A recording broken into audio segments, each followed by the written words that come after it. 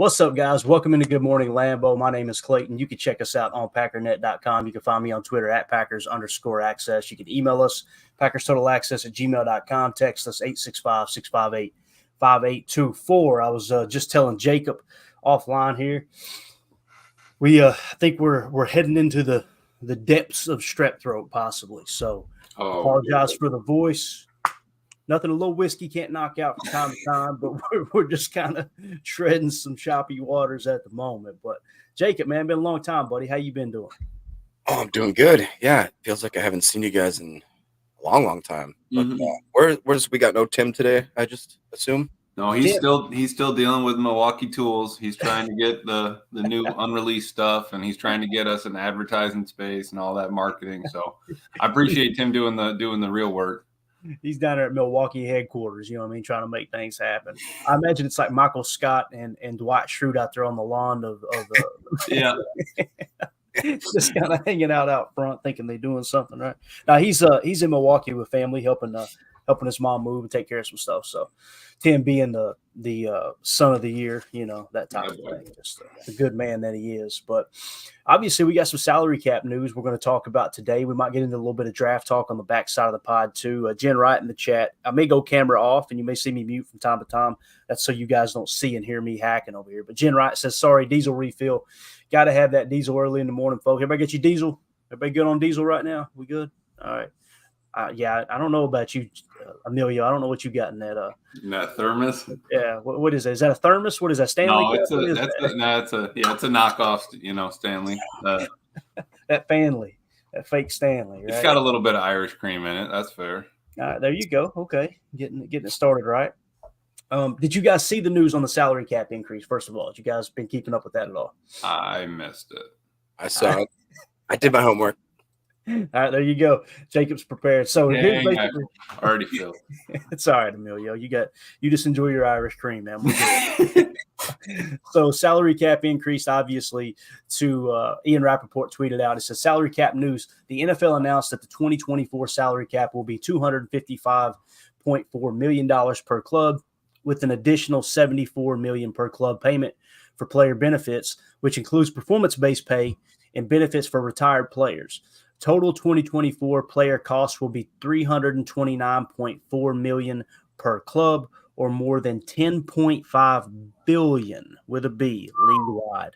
The unprecedented $30 million increase per club in this year's salary cap is a result of the full repayment of all the amounts advanced by the clubs and deferred by the players during the COVID pandemic, as well as an extraordinary increase in media revenue for the 2024 season. So you're getting a little combo of the spillage in from the COVID year, as well as the TV marketing money, all that stuff coming in. So you got a little Fauci money here. You got a little bit of Fauci has entered the conversation. You got a little Fauci money. You got a little TV money too. So listen, the league's in a good spot, I believe. I think we all feel comfortable saying right now. I wanted to talk about the cap history real quick because the first thing you want to do, like from a business standpoint, when the cap changes, it's real easy to spend money you don't have, right? It's real easy to go spend money that might not necessarily be there in the next 3 to 5 years. So I like to kind of look at the projections and go, okay, is this something that's realistic?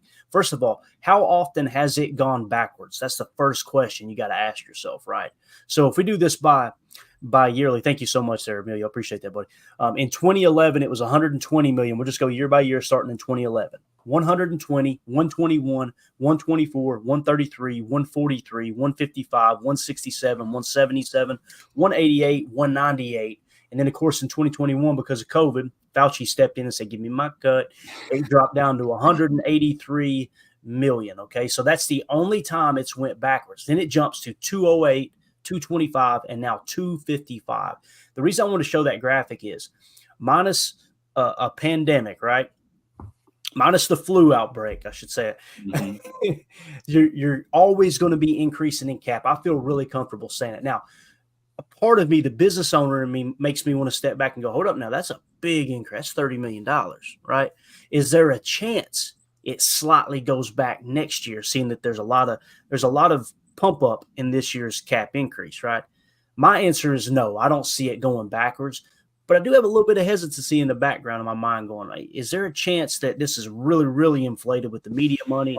Like I said, the repay back from the COVID year. But nonetheless, feel comfortable setting your market. The whole point of showing this graph is next year, are we comfortable assuming that the cap will be at least 255 million? I think it will. But it's a lot of money, Jacob. You got that much money laying around there in the cushions, bro? Oh boy, I wish I did. If I did, there'd be some weird stuff going on in the city. That'd be sure. Weird There'd be signs. All of a sudden, there'd just be like a tiger in my backyard, chained up. weird stuff going on in this city. I love it, dude. Mike Absolutely Tyson. love it. So yeah, that's kind of your cap history. Now, how does that affect the Green Bay Packers, right? That's what everybody wants to know. So let's kind of dive into it. These are the 2024 cap totals for the Green Bay Packers. Okay. Let me get that logo down real quick. All right. Oh, my bad. No, that's okay. It's all right, man. I'm sure should have known it said cap total, but you know me, man. I'm over here on daggum Dayquil and Dayquil whiskey and a little Irish cream myself. So there we go. 2024 cap totals. All right. Salary cap total $255.4 million, right? You've got from the 2023 season rollover cap of $8.7 million. Some people are going, what the heck's that?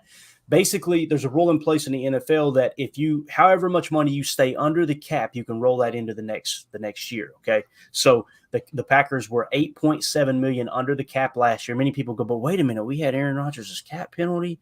We had this, we had like over $50 million in cap penalty. The salary cap gloom and doomers told me we were screwed. Right. Correct. We still rolled $8.7 million into this year. Okay. So the adjusted salary cap is now $264.1 million for the Packers. Understand this graphic comes from Spotrac. You can go to Over the Cap. It's a little bit different. I always say you're going to be within $5 million with these figures. Okay. So don't lose any sleep trying to split hairs here. All contracts come to $250.9 million. With just your top 51 contracts, it's $244.5 million. Now, what does that mean? You only have to account for the top 51 contracts against the cap. Okay. So basically the other players that are on the roster that are, that are 52 and 53 on your active roster or whatever, right? Those numbers don't even count towards the cap. It's not a huge deal, but it is just kind of a little thing that they do. I think they allow it for a little buffer. Dead money, $7.1 million. So total in all, $258 million. Total with the top 51 is $251.6 million. So your cap space with all is $6 million. Your cap space with just the top 51 is $12.4 million. Now, to the best of my knowledge, that does not include the draft class. Okay, so let's go to the rookie estimates for the draft class. We're set to pick at 25, 41, 58, 88, 91, 126, 167, 203, 215, 242, 250. Now, we know they're going to move around a little bit, so that's going to be a little bit off at the end of the day. For pick 25, this is when you guys hear me talk about how the league, the new CBA set this rookie pay scale and how it completely revolutionized the way that GMs and front offices operate in the NFL now. This is what I meant. In the past, that number 25 pick might have costed you a boatload of money. You would have to negotiate with them as if they were a free agent, even though you did draft them, right? Well, now it's set on a rookie pay scale. So basically that number 25 pick, the cap hit for 2024 is only going to be $2.5 million, okay?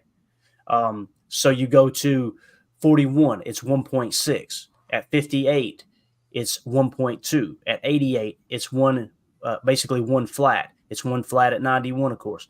At 126, you're now under $1 million. So really starting in the fourth round, your cap hit is less than $1 million for these rookies. When you play cash over cap, which is what the Packers have done the last few years, really the entire league has done. To the best of my knowledge, there's 0 teams that has not used voidable years. Okay, so this is precedent across the entire league now.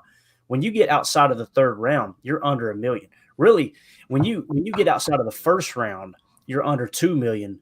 That's a pretty good bargain. That's why I'm team trade back.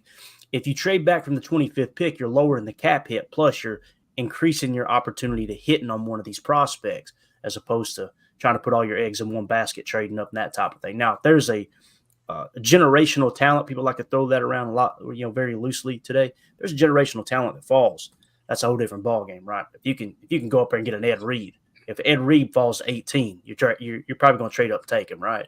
Like when you look at it from that angle, it makes a lot of sense. So does all that make sense there? And again, these numbers, guys, they're a little bit back and forth, right? Like I said, leave about a $5 million buffer, and you're going to be pretty close to where you're supposed to be. So you basically take that 12.5, but look at the top 51 hit, right? It's 8.5. So if you tack that on, you see we're going to be about $4 million under the cap as it sits right now. Now there's some June 1st stuff that comes into play. Let's don't get too lost in the weeds. The whole point of this exercise is the Packers have plenty of money that they can free up and spend, as we've talked about. I've got a whole list here of about 10 players where you can free up cap if you want to go on a little bit of a spending spree here. But obviously it's good news for us, but it's also good news across the board. Jacob, you've been in business. You've ran restaurants. It's not like the Packers are the only ones that came up with this money, right? So it's not huge news, but what it does say, in my opinion, if you want to keep Bach, you can keep Bach. I still think you need to get that cap number down if you're going to bring him back. Probably the same thing with Aaron Jones, although I would be more enticed to just keep Aaron Jones where he's at, Jacob, just because, hey, look what he's done for the franchise. He took a pay cut last year. I'd be willing to swallow that $17 million a lot quicker than the $40 million that Bach is due. But what do you think, Jake? Yeah, I mean, that makes sense to me. Like you said, it's the doom and gloomers. Up until that moment Friday, they were telling us that this is not possible. You know, we've talked about it so many times with the Rodgers contract, the Bach contract, the Aaron Jones contract for the first and second time. Here we are again. And, you know, not to sound gloaty or whatever, but I think we just need to remember that going forward, especially when we get around the offseason time. Everybody turns into an accountant and an expert. And I think you handled it the best way, because we were just looking, you know, Spotrac seems to be almost spot on. I mean, there's a reason why they get paid to do what they do. And then, I think that I read one article and they compared it to like when you put on your winter jacket and you find $20 in your pocket and you're like, whoa, all right. Right. Now I'm riding high, you know. And so when I first read it, I think a lot of people got misled and thought that we'd end up like 30 mil ahead. But once you crunch down those numbers, it's a nice way to, because I was hearing roughly about 13 actually is what it kind of helps us with. And we are still at the bottom of the barrel as far as the NFL is concerned in cap room, I think still. But like you talked about, there's anywhere from, I would say, 8 to 10 players where we could restructure and hopefully come out with quite a bit of cap room. I think I may have that graphic too. I meant to pull it up, or at least I can pull it up by team cap. But yeah, Mike Hebring said it's the Swiftie effect. I don't listen too much Taylor Swift. And then he also went on to say, what was that second one there? Happy Combine Week. Yeah, happy Combine Week. Live it. It's crazy. Probably saying love it. Let's go, fellas. Man, mine always autocorrects to live it too. Every time I say love, it says live. I'm like, what the heck, dude? Like, anyway, but thank you for the super chat, Mike. We appreciate you, buddy. So I don't know if I had that graphic or I just had it pulled up on the screen. Yeah, I just had it pulled up on my screen to answer that question or make a comment there, Jacob. Right now, we're 22nd in cap space at $12.4 million, and this is according to Spotrac. Dead last at 32nd. This is the difference. We are $12.4 million in the positive according to Spotrac. As everything sits on this current date, I just told you there's a lot of different things that's going to shift that around to where you might be a little over the cap at certain points of the year that you're going to have to get under. But the Buffalo Bills are sitting at negative 41.3. All right. Now, again, just like, remember the Saints, 80 million. They were projected 80 million over the cap. They're already negative 38.8 million over the cap. They're going to get under the cap like that. The big conversation piece here, in my opinion, Emilio, is if you want a player, the top priority is get the right players on your team. Right. The Saints have proved, people think they're proving a point when they say, well, that Saints are a perfect example of how you ruin your cap. Their cap is not the issue. Their issue is they don't have the right talent. The goal is to get the correct players on your team, right? You want the most talent, but more importantly, you want the most talent that's going to fit what you're trying to do schematically. I feel like they're just firing from the hip. Yes, they're overspending. Yes, they're horrible at managing the cap. They're always going to get under, but they're going after players that they want. The problem is the players that they want suck. That's what it essentially comes down to. They said Derek Carr is the guy we want to build our franchise around. So they went out and overpaid for good, not great. We talk about that all the time. Michael Lombardi 101. Never overpay for good, only overpay for great. They are the poster child for overpaying for good. But the goal, Emilio, right, is to get the best roster. That doesn't necessarily mean spending the most money, right? No, and that's exactly it. With that being the case on the salary cap. I think that was, what, like you said, one of the best things that happened to the GMs and the front offices for the NFL. Because when we watched that Rodgers clip, what were they talking? Like they had to work out like 20 million or, 13, 14, 15 million. What team needs a quarterback? Do they have the cap space? All that stuff. All that's out the window now. 2 million for a player is like, barely vet minimum. So on a 2-year, $4 million or 4-year, $2 million deal, I mean, that's easy money. So, it's cool to see them work those numbers. But like you said, man, it doesn't really come down to it. It really comes down to the players on the field, not the numbers they're jostling around, on the back end. We predicted every year. Jacob, you've been doing this podcast with me for 2 years. Every year, do we not predict the time frame? We go, okay, this is the time of year where everyone freaks out over the cap. They freak out. Not everyone, but there's a select few that like to build this doom and gloom. Boy, they're in trouble. They better do something. This is kicking the can down the road. Keep kicking it down the road. And then you get through this point, they get under the cap, and now everything stops for 2024, and they move on to 2025, and they'll start creating the same narrative that I don't know how this team's going to get under the cap, and it's just silly, man. I know that because I used to be one of those guys. I was one of those guys that bought that fear, right? Like every year, I was like, God, what are the Packers doing, man? You got to manage this cap better than this. After about the third year, I'm going, I have been worried about the cap for 3 years, and there's been no issue with them getting any player that they want. The question is, do they really want that player, and is it a fit for what they're trying to accomplish right now? So I just say that it's every year at this point on the podcast, we're going to put out a little bit of advice to Packer fans. Don't buy the fear mongering. They're trying to push something to get their clicks up, get their content seen. That's what they do. Let them do their thing, but don't let it ruin how you approach the offseason. Because if the Packers want Xavier McKinney, they'll go get him. If the Packers want Antoine Winfield and he's available and not franchise tag, they'll go get him. Like, it's just the question is, you got to weigh out the pros and cons. How much cap space is that eating up? That's why I just focus on cap hit. Cap hit is the only thing that matters to me, because you can bend and finagle this cap 100 different ways. Base salary, roster bonus, converted to signing bonus, kick it down the road. You can push stuff up to set yourself up for a run next year. You can do whatever you want to do. The number one goal is getting the right players on the roster. That's the whole point. Now, over the cap, just to kind of give you guys a little comparison, and there's always a little bit difference here, okay? With over the cap, they're showing team cap space at $2.3 million, okay? They're showing top 51 at 244.6. So you see what they're currently showing is 2.3 million. And then on Spotrac, we're showing 12.4 million right now. And that's what I'm saying. Those two, they allocate things a little bit different in the time frame in which they use. So some people like over the cap, some people like Spotrac. Some people will see that Spotrac going, that's not accurate. Okay, fine. But I'll play along with you. Okay, so you're saying the Packers are screwed? Well, no, I'm not saying it. You're trying to split hairs. Like, the Packers have money to spend if they want to spend it. That's the whole point. So, can I add one more quick thing to that? Yeah, absolutely. Because another aspect of, like, we talk about how great they are at, maneuvering the numbers and restructuring the contracts. But another big component, I think, that goes, maybe we've talked about it, but it's Goody's ability to get talented players late in the draft. Like you talked about, just guys that are not being paid barely, I mean, in comparison to the top 3 rounds, really anything for the first 3, 2 or 3 years of their careers kind of thing. Yep. And I think that if we look at, once, we don't have to segue into the draft, but if we do talk about it at all today, even if we can just show you guys, like we do like a first round mock, what it is, if we drop down like even 2 to 7 picks out of 25 to, like, say 28 or 29, the amount of compensation we can get, and then still maybe get like a Newbin or, somebody like that. It's crazy to see how the rest of the draft, you can stack up some crazy compensation there. But right, yeah. And, with that comment, that's obviously us not knowing what Goody's board looks like. His number one guy on his board might be sitting there at 25. That's a whole different approach, right? Like, but every scenario that we've seen, if his board lined up with the boards that we're comping, and we're comping like 4 different boards. I've got a mega board that I'm putting together where I'm putting in a whole bunch of information to kind of get like a really, really good average baseline. You're not going to get anyone ranked too high. You're not going to get anyone ranked too low. I feel like it's a very, very safe, evaluation, I guess you could say.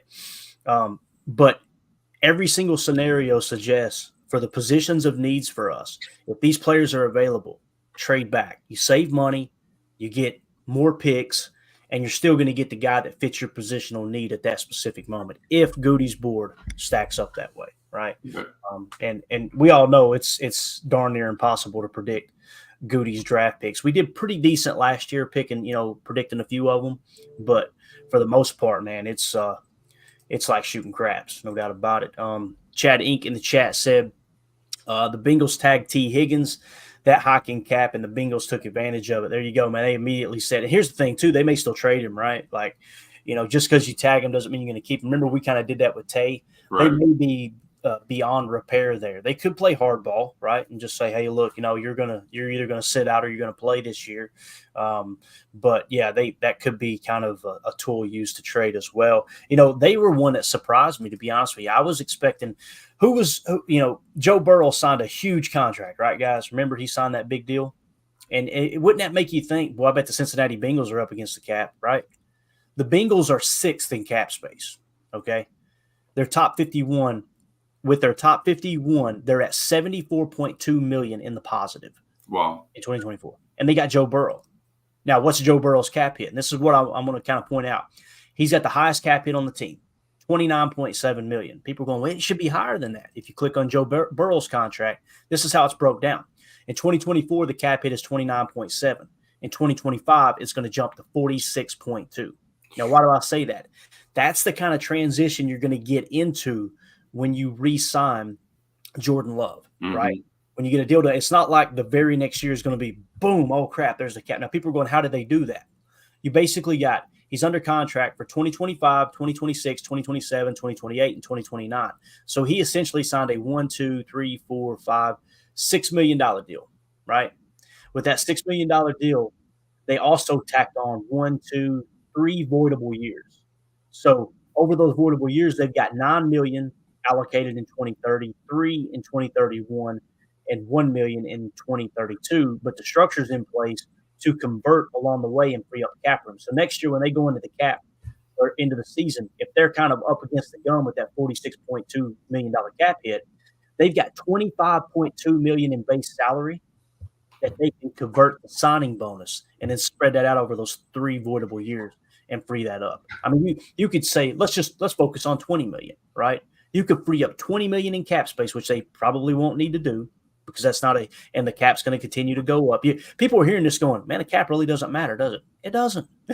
The only thing that matters is it's very date sensitive. If you don't have this stuff in order and you don't have a long-term vision of, okay, here's how we're going to fit all this into place, that's how you end up losing people like Zadarius Smith, right? Not that there was a mistake there. I think they were weighing the pros and cons along the way and said, you know what, we'll probably just cut him and free up all that money, because he was pissed off he didn't have a captain's chain, right? So there you go. But yeah, so that's kind of how the cap lays out. William in the chat said, why do we not talk about what a new contract will cost us with Jordan Love? We have like 3 times. To be honest with you. We've done episodes on it in the past. We're going to kind of touch on the upcoming free agents, so you'll get a little bit of that right now.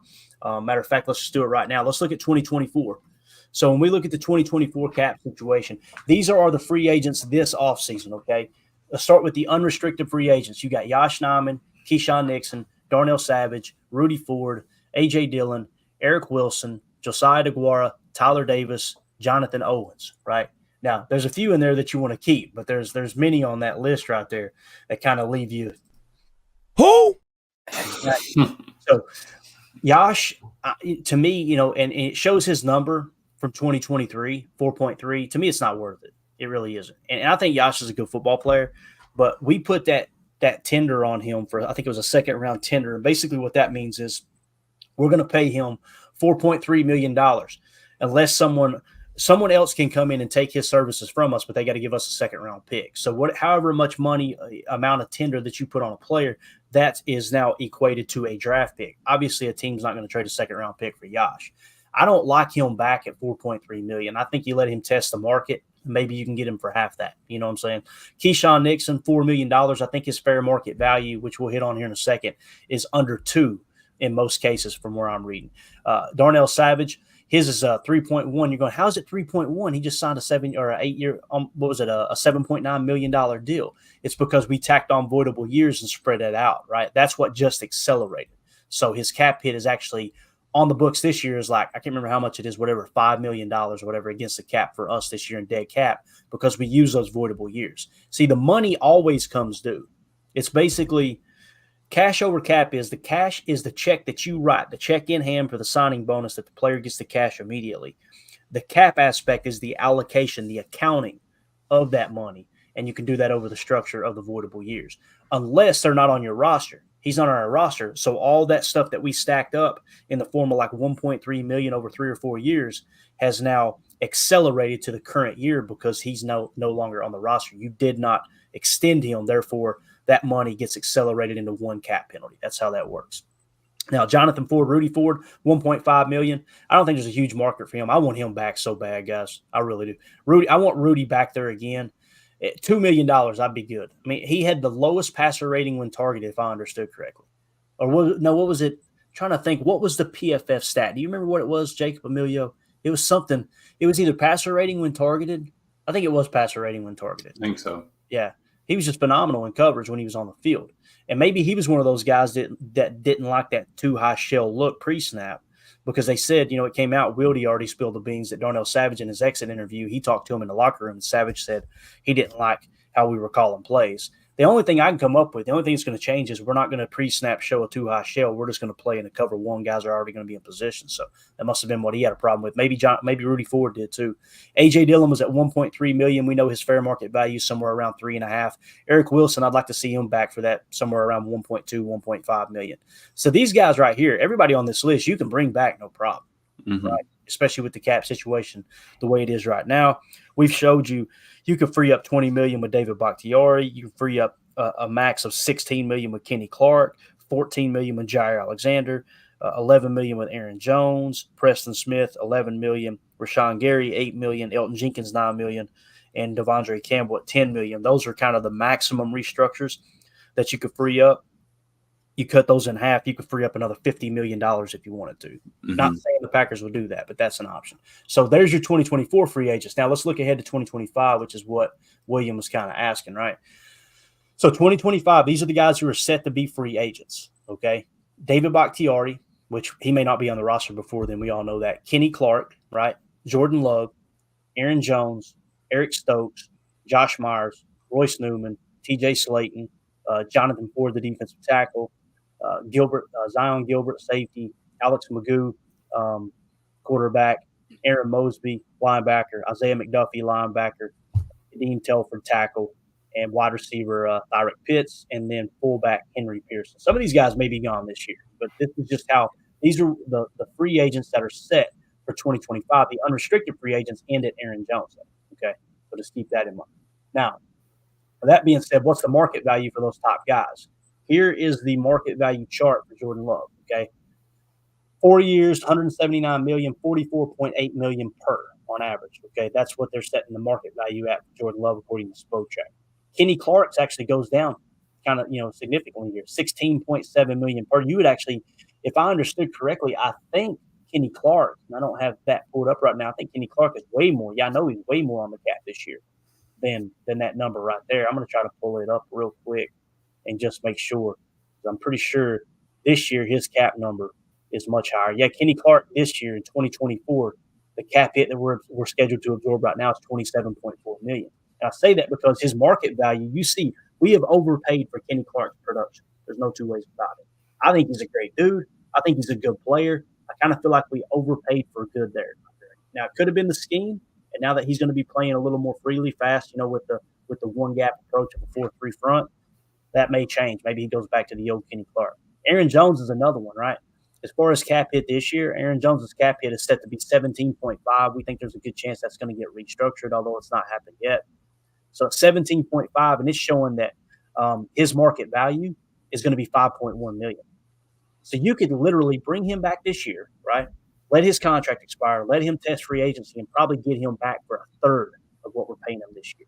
So you're going to see the cap is going to get in an even better situation moving forward. Does that make sense, Jacob? Yeah, it makes perfect sense.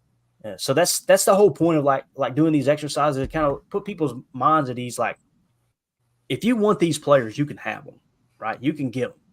It's just a matter of where does Goody see the value? And we know he loves to build through the draft. you got to kind of go back in the past too, Emilio, and be like, okay, what has he spent money on in the past? There's two things that come to mind. Edge defender, right? Mm-hmm. Which I don't think he's going to go in free agency and try to get an edge because we're set. And then safety. Remember when he went out and got Adrian Amos and they spent money in safety? What do we need this year? Safety. Yep. If I was a betting man, and I am to a certain extent, I would say probably a decent chance he gets a little bit active in free agency with safety. I think there's a decent chance there. What do you think? Mm-hmm. Oh, definitely. And Goody was the one that drafted Darnell, right? Am I right? Yeah, he drafted Darnell. Yeah. I'm pretty sure that was 2019. So that, and he's willing to go first round safety. So either he's gonna dabble in the free agency, or he's willing and able to pull the trigger on a first round safety too. So that's always something to look at. And going back to that picture before, so for the two tight ends, just so I'm making sure, the two tight ends are around like $1 million a piece, right? So if we just pick up a tight end in the draft, they're already locked in for 4 under $1 million if we picked them up, 5th, 5th, 6th, 7th round, right? Is that how I'm looking at that? What is it now? What was the question? I'm sorry. So the picture before that you had up, looking at Josiah DeGuara and Tyler Davis there. Probably 2024 free agents. Yeah, right there. Yeah. So so the two tight ends are at the average annual value of 1.1 or 104 or whatever. So if we pick up a tight end in the draft in the 4th, 5th, 6th round, they're already going to be at like 900,000 for 4 years, right? Bingo. That's the other thing. I'm so glad you pointed that out, because the real value of those rookie contracts is it's a 4-year deal, right? And they can't even you're not even allowed, if they came out and they were the best at their position their rookie year, you're not even allowed by CBA standards to give them a contract extension until year 3. So you're set on that number at 2, but they're under contract for 4 years. You've really got control of their contract for 4 years. But beautiful negotiating by the NFL loggers, obviously. I mean, they're freaking top notch. What they did was, all right, some of these players come out and have a huge rookie year, and then there's rumblings like, I want a deal. We don't want to set that type of precedent. Let's put a rule in place where you can't even restructure your contract until so. Yeah. But yeah, so that answered your question right there on Josiah DeGuara, right? Yeah, no, it did definitely. Because I mean, that's a deal. Why sign a older guy at $1 million for 1 year versus pick up a young kid for 4 at 900 or 8, 6, 7, whatever. Right, and unfortunately, Jacob, the same thing can be said about AJ Dillon, right, man? That's what sucks. Is like if we go give AJ Dillon $3.5 million, which is what his market value is for 2025, I believe. Does it got it on there? Let me see your market value. Yeah, 3.5. Yep. If you go give him that 3.5, you could draft a running back. With your top first round pick, and it would definitely be cheaper than what you would have to pay AJ Dillon, right? The question is, are you going to be able to find a back to do what he did? And I think he was kind of undervalued this year. I think he had a great year. I love what he brought to the table in the passing game. I thought he played good, me personally. The offensive line was booty cheeks at run blocking. Yeah, I actually saw an interesting stat, and it's something along the lines of, out of that running back class, the only other back that has more yardage out of any of the other backs right now is Antonio Gibson. And so he's kind of went a little bit underneath the radar, I think. Got it. Yeah, I don't know, man. It's gonna be fun to kind of see how everything falls in place here. These guys in the chat, man, I'll tell you what. AFAM says Paul had a toaster strudel for breakfast. All right. Then he comes back and said, Doug had a gas station sandwich. All right. And then Doug comes back and says, AFAM, you're having your usual spinach quiche, glass of some soy almond milk to wash it down. Guys are out of control.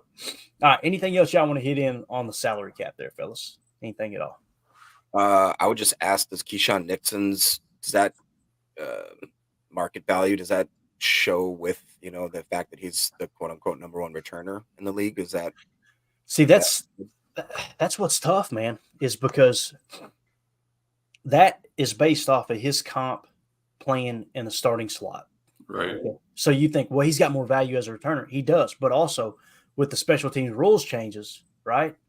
It's like we know that value is continuing to go down too. Many people didn't realize he was the best returner in the game. Why didn't they realize that? Because there were so many touchbacks, right? It's like, okay, you're reducing the value there. I've seen some people have his value set at $4 million. I think Spotrac has it at 1.7. Probably right in between somewhere would be a good guess. They let him test the market, right? If they let him test the market and someone comes out and they offer him $6 million, then what do you do, right? Is he worth? That's where you've got to do that analysis, right? That cost value analysis of, all right, is it worth it to bring him in just to be the returner? Part of me wants to say yeah with the cap raising because he is that good, but at the same time, sometimes he's not returning punts either, though, right? And that's because he's playing slot, and he's playing slot at kind of a mediocre level. So I would bring him back probably to the tune of $4 million. $6 million would be really rich for me, But I think his value as a kick returner and you setting the floor in that slot corner room will be worth $4 million to me for sure. So probably going to let him test the market a little bit, then come back and maybe like Rudy Ford. You guys know last year I was going, man, Rudy Ford going to hit the market. He's going to get some money. They're going to lose him. He didn't get a damn offer. And he came back for 1.5, 1.2, whatever it was. So that could happen with Key too. It could. And the other thing too is Keyshawn Nixon won't necessarily go with where all the money is either. He loves playing for Versace. You've seen he didn't want to jinx it. He didn't want to clean his locker out, right? Mm-hmm. Like he wants to be in Green Bay. So I think there's a good chance he'll be back. But and are they keeping that touchback? Wasn't that a trial run this past year, or was that? Am I wrong? I think they're keeping it. I'm not sure. Okay. Yeah, I would imagine they're keeping it. That's their way of trying to save face from all the concussions and stuff. Yeah. That was an easy way for them to go. Nobody cares about special teams anyway. Let's put a visual attempt out there. Let's show the common fan, the fan that doesn't keep up with this stuff too close. Let's show them that we're making a gesture. Hey, look, we're trying to make the game safer. Mm-hmm. And it's like, but there's about 5 other scenarios on the field that's more dangerous. Yeah. Kick return. And they're just bounce your head off the turf once and see how that feels. It doesn't feel great. And the number one answer, in my opinion, when it comes to concussions, is the turf. They don't want to realize it. When someone's head's bouncing off of that turf and the way that surface is, that's what causes the concussion. Not that grass won't either, but that it's been pretty much proven that turf will cause concussions more. That's one big thing with their head smacking the turf. That, and of course, we talk about, I didn't realize, I always just assumed that turf, your cleats are getting hung, and that's why it's rough on the joints. But when I talked to Mike Wall, he said, no, it's the spring effect. Yeah. It's very bouncy, and that's what's rough on your joints. It's almost like playing on a trampoline. That's it. I played on up in Lake Placid. We played a lacrosse tournament, and they had their fields on a like an old landfill. They covered it up, and then you played on it with that, and it was a grass field, but it felt like a turf. I mean, it felt like you were playing on like a hollow ground running underneath, man. That's rough on the joints, ain't it? It's weird. Yeah, it feels real weird. Because, when you think about that kind of friction, right, and when your joints are going together and expanding constantly, what's holding that together? It's the ligaments. It's your ACL, your PCL, your MCL. That's the stuff that keeps snapping. So, all right, cool. Didn't know we were talking about ligaments, but here we are. Jacob, let's talk draft, bro. We haven't talked to you in a while. What have you been finding out? Have you dug in anything? What are you excited about? Is there any players you like? What do you think? What is it, Jake?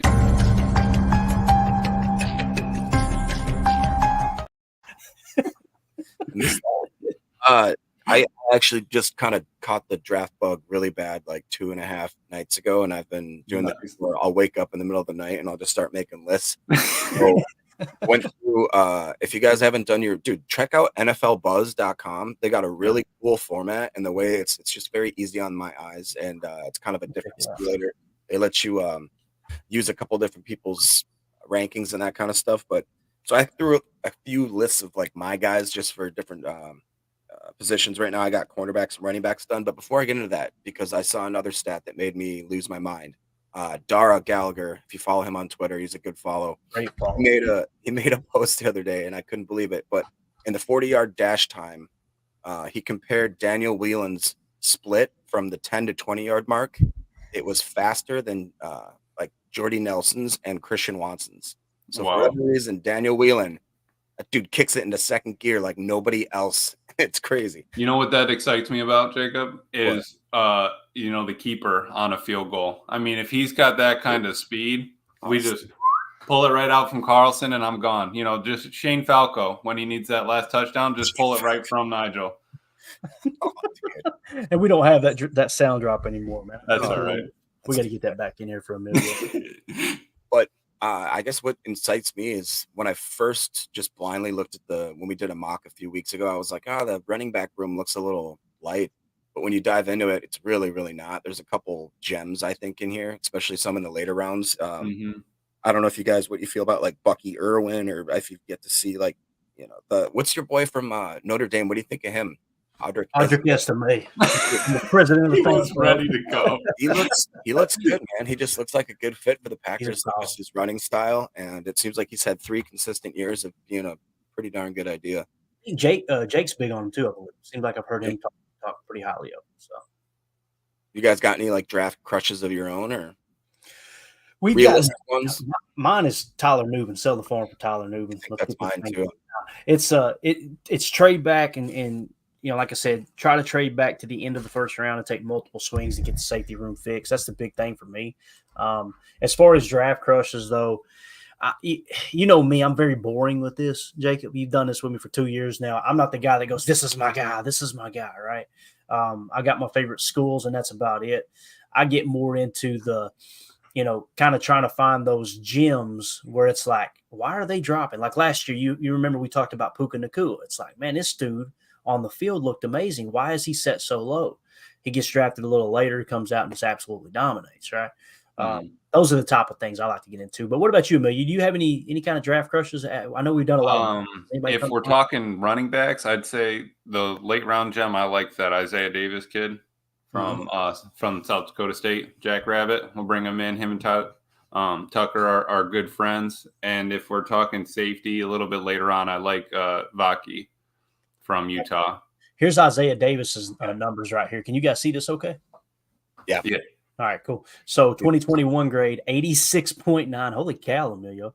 2022, 89.0. 2023, 94.8. Bro. And of course, obviously, it's a small school, all that stuff. But, man, if he's playing like that at a small school, that's what you're needing from a guy like that. And he had way more gap attempts than zone attempts, 148 over 87. But the yards after contact suggests he could probably do it in any scheme. 900. He was 8th in the league in yards after contact. That is awesome. What's his build? 6'1", 220. Jeez. He hits those marks because of what is he? You got to be over 5'9" and you got to be over 200 pounds. I remember Jake going through that. So yeah, dude, let's go right there, man. Who was the other one you said? Vaki, the safety from Utah. Right. We like this. He plays a little off. He played a little running back, 300, 400 yards, 2 touchdowns. Sounds like a football player. Little return man. Yeah, he's a baller. Yeah, and I know we looked at him. We liked him for his versatility late in the draft. You can see his coverage grade 69.2, but on the right side of average. 2022 was a 79.5. He dipped to a 66.8 in 2023, but this is what we liked was the slot snaps, 131 snaps in the slot.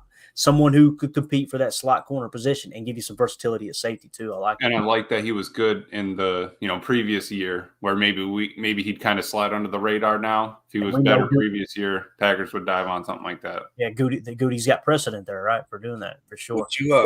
What about you, Jacob? Anybody you pull up Chris Abrams drain? What position? Cornerback from Missouri. I've seen his name several times. Let's see if we can find it. That's kind of my later round crush. That if he falls into like the 3rd or 4th, I just can see the. They've got him ranked 95th. All right, PFF 83, 71.6, 85.8. Pretty solid there.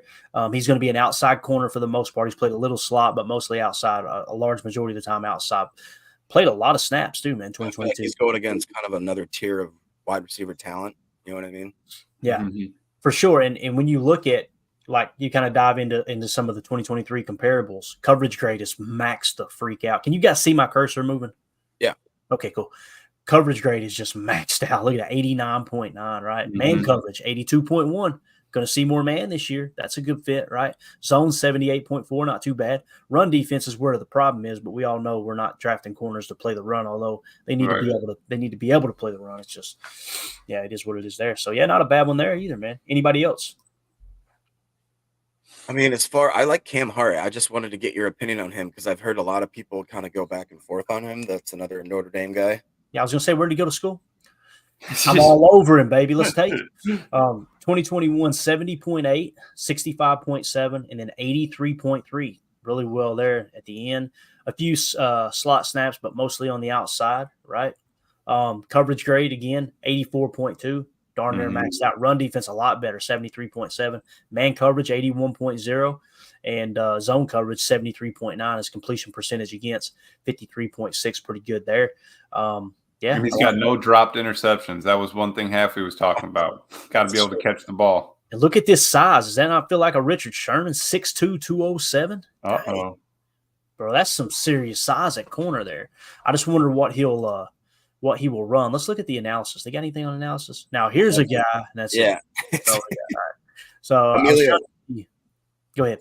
Sorry, Emilio. Do you what do you think about Frank Gore Jr. or how cool that would be? Just to have I do like Frank Gore. I do. After I re-listened to Jake talking about him, though, he does just miss the cuff, I think, at his measurables. Yeah. What's his size? I think he's 5'6". I think he's like 5'8" or something. He's 5'8", 195. Okay. All right. Yeah. So I think he was 1 inch short of the 5'9", and he's not over 200. But he's got that, he's got that legacy with him. He's seen it. He's grown up with it. Yeah, and here's what's crazy too: PFF 77.4, 91.6, 88.0. That's as stable as you're going to find. Yep. PFF wise, right? Look at what he ran the most. Look at his zone grade: 89.6 in zone, 78.4 in gap. So he fits a zone scheme. His rushing grade was 90.2. He had 140 zone attempts and only 89 gap attempts. Now, what's crazy is they've got him 203 on the big board, right? 203. I'm going to hop over real quick. I'll keep this up so we don't have to get too many screens going. But I'm going to do the consensus big board while you guys continue talking here. I want to see where they got him going at for the most part, where they got him on their consensus big board. And my thing is I would 100% rather take a running back like along these lines, 200 and up. I don't see the need of taking one in the third round, fourth round. I really don't. There's a lot more talent. I feel like they're back end heavy on the running backs, and there's a lot more talent mid round for other positions. I would love if we traded back and had like a couple stabs at running back, like sometimes when you pepper in 3 wide receivers or 3 other types, maybe some different body types. There's a guy named Kamani Vidal, and he is like 5'7", but he's like 200 pounds, and he's just a little brick, dude. Just a bowling ball. Yeah, just hitting the gutters. Yes. Yeah. So Frank Gore Jr. peaked at 113. He's sitting at 180 on consensus big board. Now, when you do all the mocks, the top mocks he was taken in, 6th round, 6th round, 6th round, 6th round, 6th round, 6th round, and 7th round. So sounds like he is projected to be a 6th round pick. You take him in the 5th, boy, I'd be all about that pick. You kidding me? Whew. What else we got? Anybody else y'all want to hit real quick? The only other one I saw in the chat was wide receiver. Okay. My man Eldegrim had Hayden Hatton from Idaho, a little late round guy. Hayden Hatton from Idaho. But are we taking a receiver? Goody's going to take his first round receiver this year? Dude, I would laugh so damn hard if he took a receiver in the first round. Oh man, he is late. Yeah, he really. I don't remember seeing him. I don't either. I'm eager to see though. Here we go, Hayden Hatton. 281 on PFF's big board, 6'2", 205. Look at this. We might have us a gym here, boys. Uh-oh. We got 2021, 70.4, 91.8, 90.5. Played a lot of games, too. Receiving grade, 90.6, right? Grade versus man coverage, not very good, which would suggest he got the majority of his stuff against zone, which is totally cool. But that's freaking wild right there. Yeah. Oh, look, and he played for who? Who is that? The Vandals? Who is that? Idaho. Idaho. 6'2", 205, redshirt junior. About said redshirt German. Oh, Lord have mercy. That's that cough syrup talking, boys. I'm telling you. Mostly, look at this. Look at this. Most drafted by the Jets, 13%, and the Packers at 8%. Uh-oh. We may have found one. I love it. Who was it that said that in the chat? Eldegrim. Eldegrim, there you go, man. You're going to get credit for that if they draft him. If they don't draft him, we're going to give you hell. That's the way it's going to work. Okay? So I'm going to write his name down, though. That's an interesting one there, man. That's good size and everything. We'll see how he measures out combine-wise, right? He may be slower than molasses, but we'll see. And that was from, wide receiver from Idaho, right? Good deal. See, this is what I love doing right here. People on the pod are going, I hate it. I apologize, but we got to have some fun here, all right? What else we want to look at? What do you guys know the start times for the combine? Is that really this week already? Yeah, I think I need to look at the exact schedule. I don't have the exact schedule pulled up. Let me go over to the Twitter bird real quick and see if I can find that real quick. You guys talk amongst yourselves. I feel like that we should have an episode where between Tim, Emilio, myself, and you, we maybe make a few sleeper picks, kind of for maybe a few different positions of need, and that way we can kind of take you guys can write them down, hold us to them, maybe that way we get a little something, maybe a friendly gentleman's wager. I don't know. All right. I like that. With some charity. I'm good with it. All right, let's see here. What do we got? It's kind of weird how the website's set up. All right, so it says NFL Scouting Combine live drills begins Thursday, February 29th with exclusive live coverage on NFL Network starting at 3 p.m. Eastern Time. The full lineup below. So Thursday, February 29th. So this coming Thursday, right? At 3 p.m. Eastern, the defensive linemen and the linebackers. And then Friday, March the 1st will be at 3 p.m. will be the defensive backs and the tight ends. Then Saturday, March the 2nd at 1 p.m. will be the quarterbacks, wide receivers, running backs. And then Sunday, March the 3rd, 1 p.m. will be offensive linemen. So it looks like it kicks off to answer your question. The stuff that really matters is going to start on Thursday, February 29th. So there you go. Yeah, they're saying starts Monday, and that's what I heard too, man. That's the thing, that when I pulled it up on the website there, unless I'm looking at something wrong. What I was just going to say is I wonder if they consider like interviews and that kind of stuff as part of the combine. And when they get in and start measuring in and all that good stuff. Yeah, that would make a lot of sense. Let me go back out of NFL Network, and here's the Combine's actual website, not just the NFL's website. Let's see what they say here real quick, as I got the internet spinning on me. I'm trying to think of a way too, like as we build our boards, and I wanted to talk to you offline about how you like judge your criteria and how you actually put a number on that kind of stuff. And one of them I'm trying to think about is how do you put like an actual hard number on how they interview? Because I know that it matters. You know what I mean? We've seen that it matters how they, it came down to maybe that they just got a good feeling over the guy. You know what I'm saying? So I'm wondering if there's a way that we could like.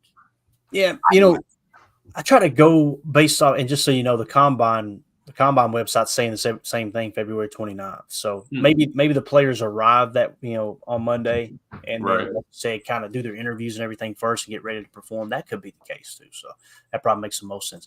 To answer your question, Jacob, I'll go ahead, if we're done with this. Yeah, we're getting ready to wrap up anyway, aren't we? To answer your question on that, so here's the thing, man. Do we got Omer in the house? Oh, I saw a sighting. Oh man, I got to see the profile. Look at the profile pic. Bang. Ooh, it's got the long dart. Is that a Virginia Slim?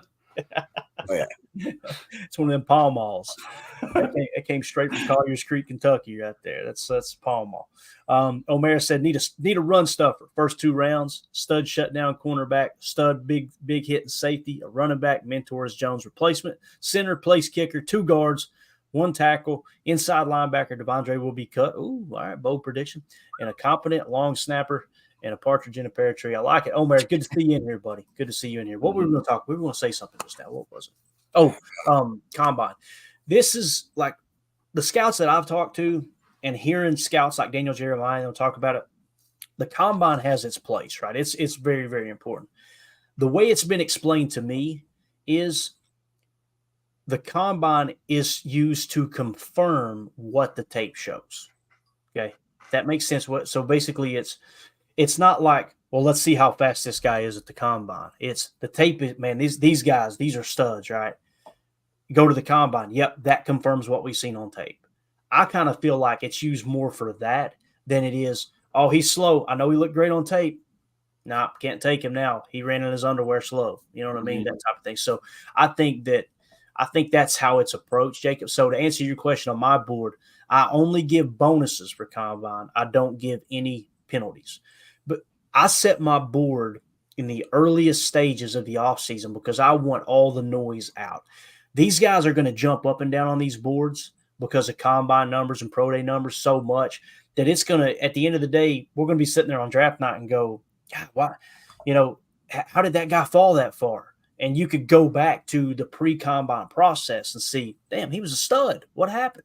Because all this, you've got all of these media members too. I'll say this. some of them have got their inside into these universities, right? Like they've got ties to universities, and that's how they get the inside story and this and that. Do you think for a second that friendship that they've built with that head coach, they're just going to go, now, friendship aside, I got to tell the truth on this player. He's really bad. Now, that's not how that works, right? So they're propping some of these players up. That's why you see guys shift so much. You'll hear people, like, they'll jump 20, 30 spots and go, what happened? This is after the combine in some cases too, right? Because it's like the combine's over. There's no negative news is dropped on him. Why did he jump or drop so far? What just happened, right? I'm telling you, it's because these guys are filtering in noise from these universities trying to prop their guys up. Now, why would the university care? When they go on these recruitment trips with these high school athletes, get players to go to college, Emilio's shaking his head because he knows they're going into these houses and going, hey, look, we had 3 guys taken in the top 10 last year, right?